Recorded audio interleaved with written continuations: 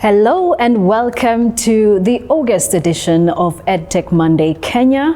EdTech Monday is a show that leverages on technology to advance teaching and learning.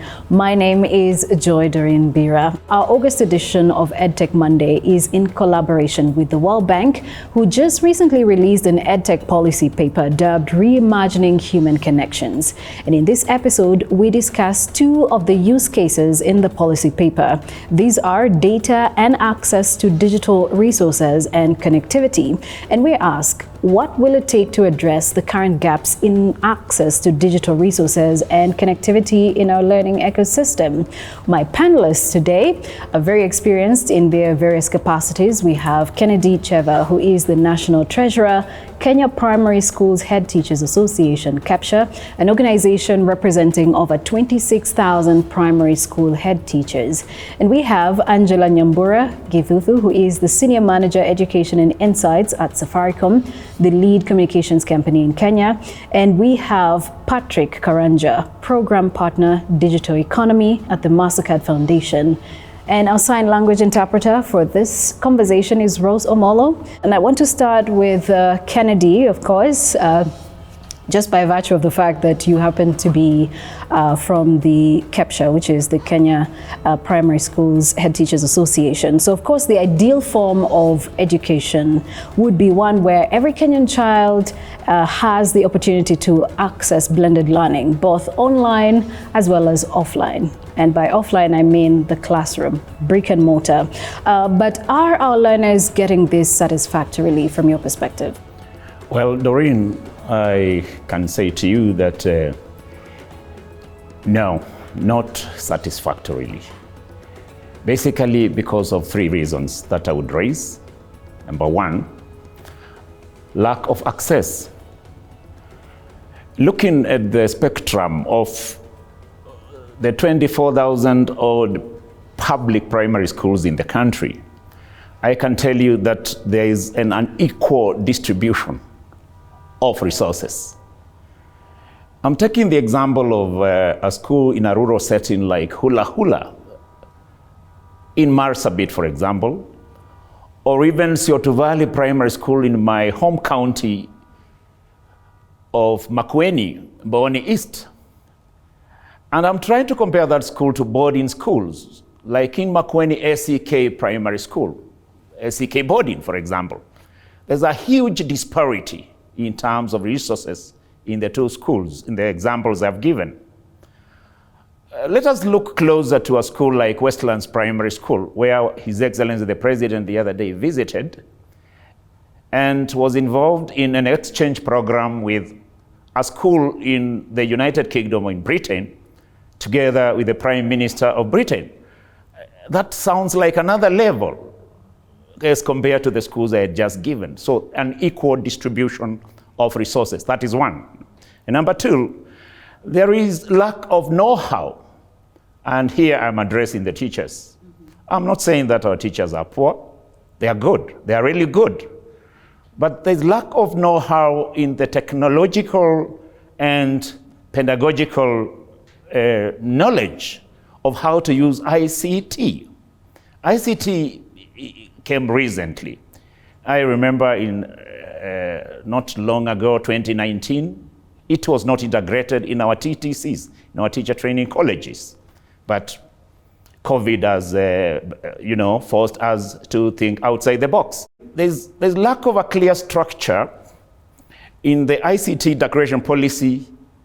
Our ICT integration policy lacks operational guidelines. I'm talking of particularities on how to use it. It's not been properly integrated in the curriculum designs on when, how, what, and which the teacher is going to use. So with those three reasons, or for those three reasons rather, Doreen, I would say not satisfactorily, no. All right. Before we even come to what it's going to take, I like that you mentioned the ICT policy, which of course refers to the implementation of the same. Angela, I now want to come to you in terms of affordability. Affordability of digital educational resources, that is very key. Telcos also play a key role in making sure that this does happen flawlessly. But how exactly are you as a telco helping to even support the implementation of access to digital resources as well as connectivity, especially in terms of data? So as Safaricom, we're a purpose-led business, and this is something that has been our driving force for the last 20 years, actually 20 years plus. And we are in the business of transforming lives. And the transformative power of access to technology is at the center of everything it is that we do. And it's not just being able to provide access, but do so in a manner that is affordable to each and every individual who needs it. And we are continuously in the process of providing financial solutions, innovative solutions around the consumer, around enterprises that would be able to facilitate this. And we also acknowledge that we can't do it on our own. The problem is significant, as Kennedy has highlighted it, and we do this through strategic partnerships that then enable us to facilitate some of this. So for as little as 4 shillings a day to up to 20 shillings a day, a learner in the country would be able to access resources, digital resources with regards to education. We are very far from solving the problem, but we are intentional about using the power of our technology to solve for education, for health and agriculture, and it is at the center of our strategy. All right. Patrick, from what Angela has mentioned, that it is at the center of their strategy at Safaricom, for instance, to help different organizations as well as learning institutions to have affordable connectivity as well as access to digital resources. But this goes beyond all of that. There's clearly a huge gap in both access to digital resources and connectivity. Is the Mascot Foundation involved in trying to address some of these gaps, both in the short and long term? Thank you, Joy. Yes, indeed. Indeed. As you would know, education is at the core and at the heart of the foundation. Indeed, our mission is to advance learning and promote financial inclusion for people in poverty.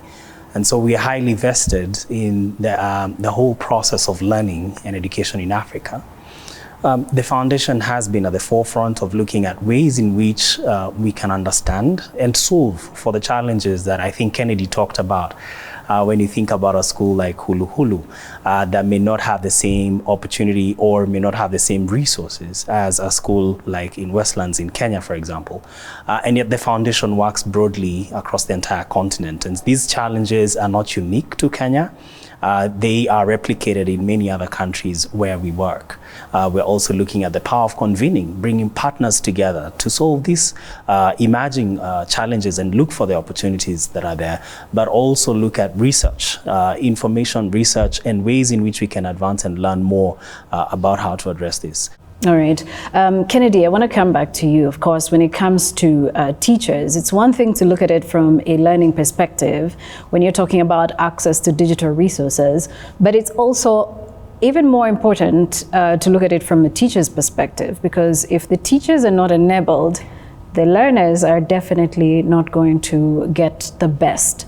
And you already mentioned that satisfactorily, that is a bit wanting when it comes to access to digital resources. But how are you keeping up with the emerging technological changes and also the limitations notwithstanding? How are you keeping up? There's a remote learning methodologies program ongoing nationally, training 2 teachers per every public primary school, and taking 24,000 as the number, we are talking of about 50,000 odd teachers undergoing remote learning training today. In the month of June, each school had 4 teachers trained in the same remote learning methodologies. And that would mean by the end of this month or by the end of today, we shall have 6 teachers in every public primary school in the country trained in remote learning methodologies. That is courtesy of the Teachers Service Commission, the employer of teachers. And number 2, insets within school. In-service training within the school level are taking place. As CAPTCHA, we are ensuring that that is taking place. How? Through the TOTs already trained by the Teacher Service Commission, these teachers come back to school and train their fellow teachers through peer learning. And that is working so well. And number 2, there is the personal initiative of the teacher. The teacher needs to go online, and teachers have realized that they need to remain online more frequently than before. Teachers need to embrace ICT, and I want to commend teachers because they are doing that.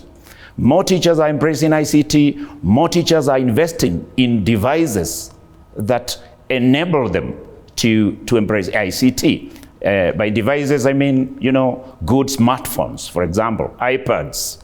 And teachers need to go a step further and invest in that. And number 3, teachers are partnering with institutions that have developed proper systems of support. For example, KICD.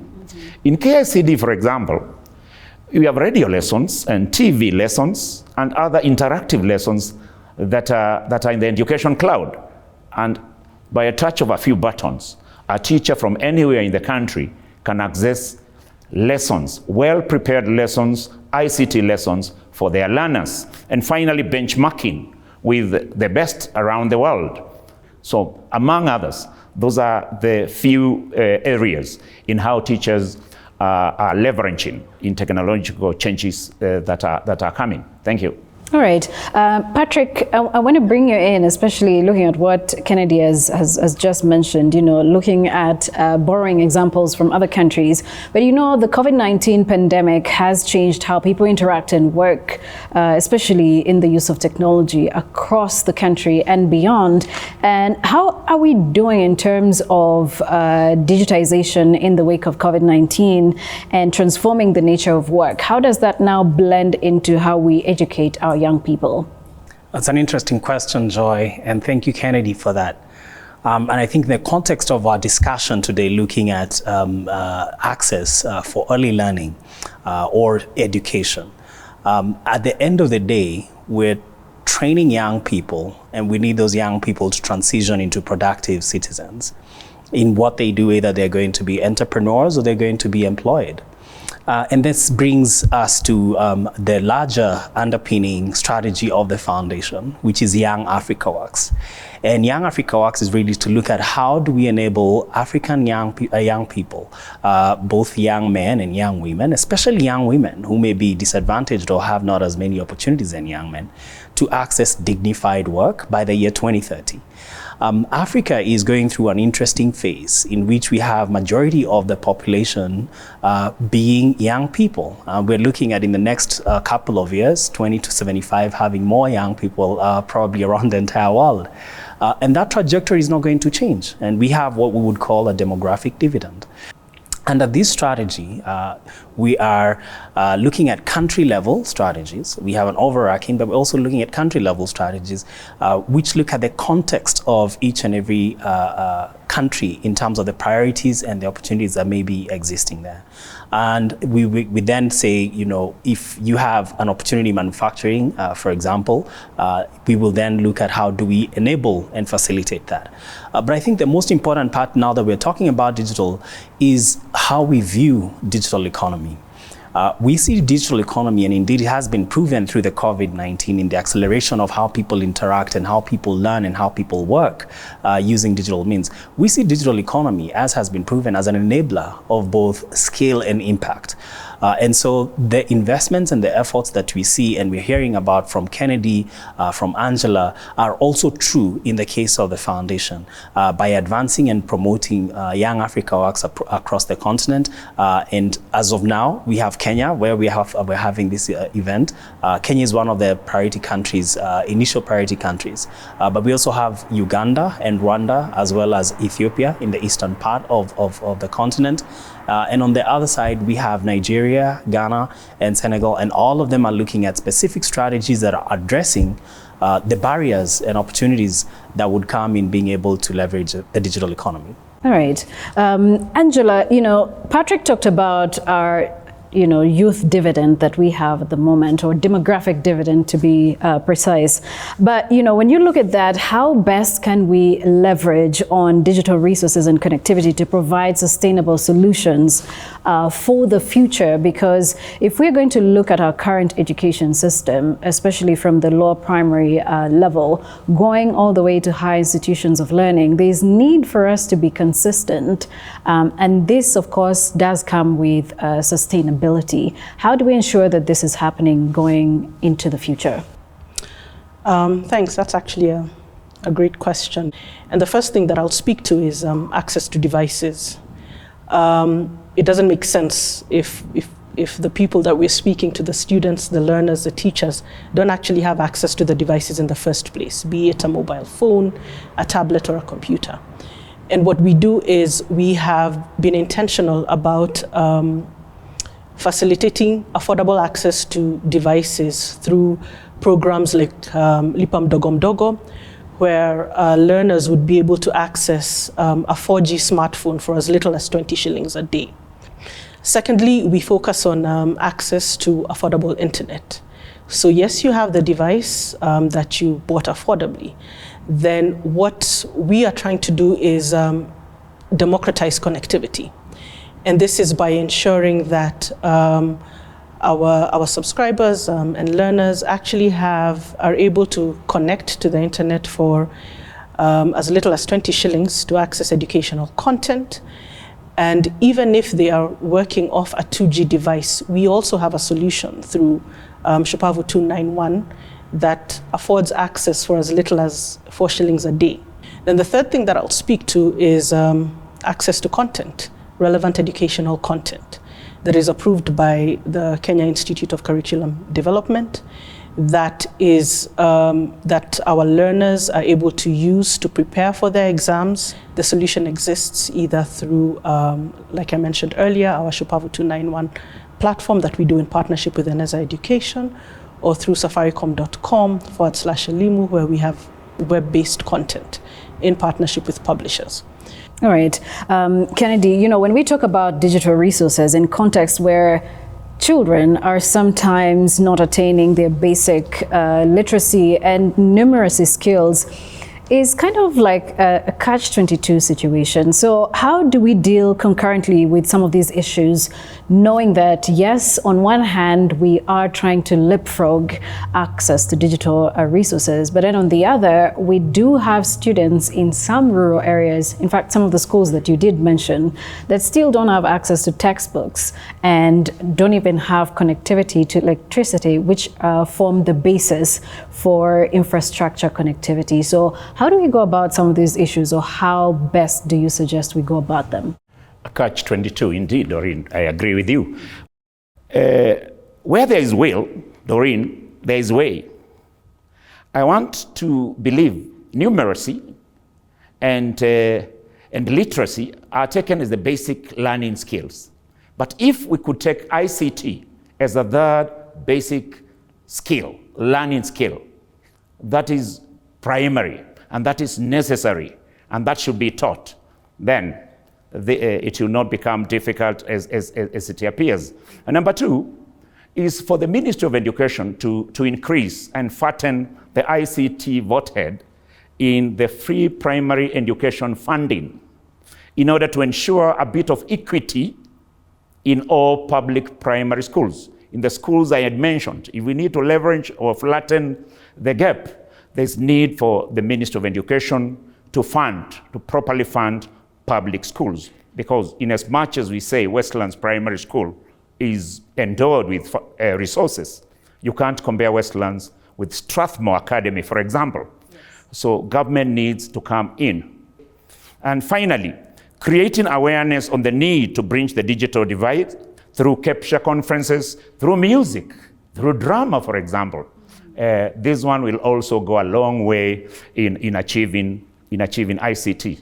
All right, Patrick and Angela, I'm going to want to hear from you, especially when it comes to EdTech partnerships and collaborations.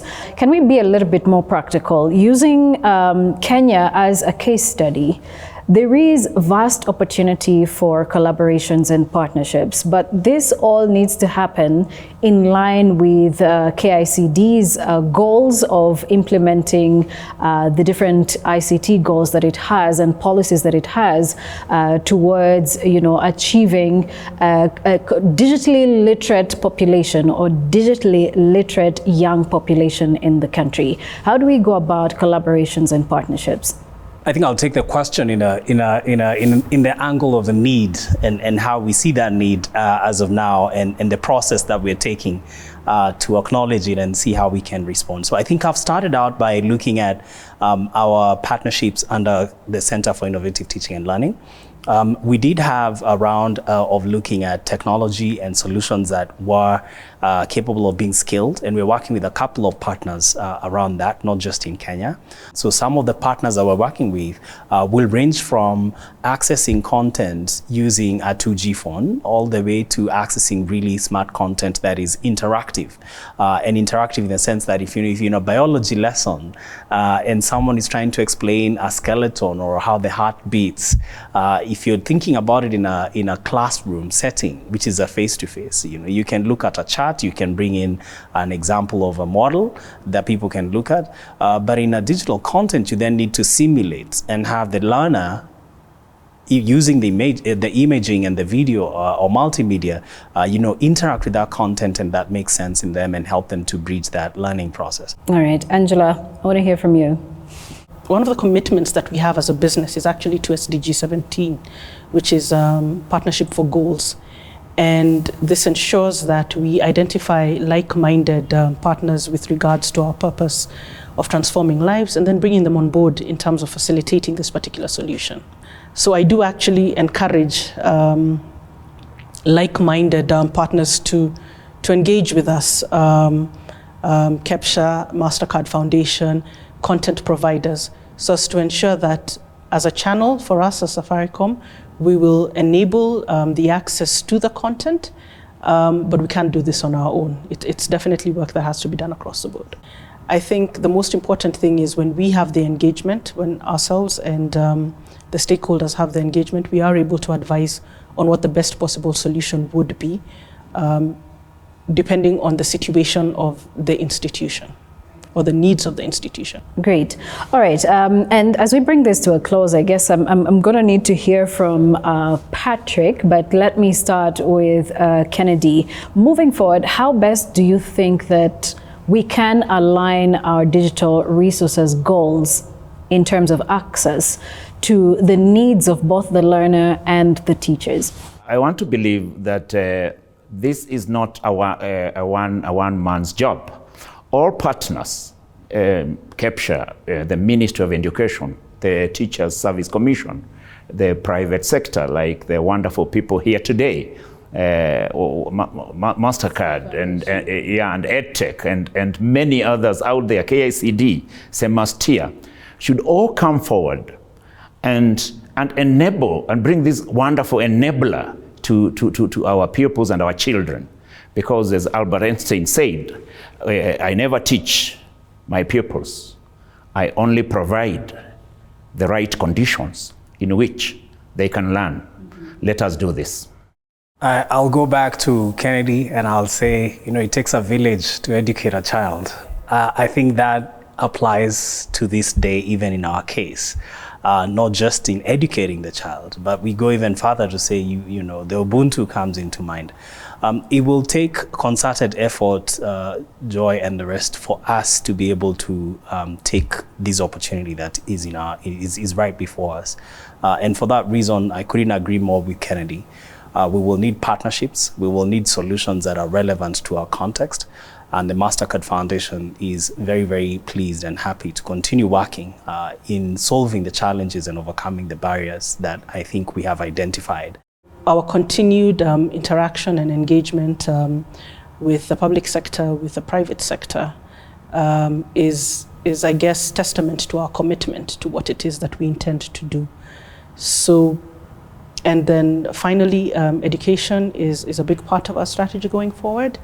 And we are committed to ensuring that we facilitate access to digital learning materials, to digital learning tools, using the power of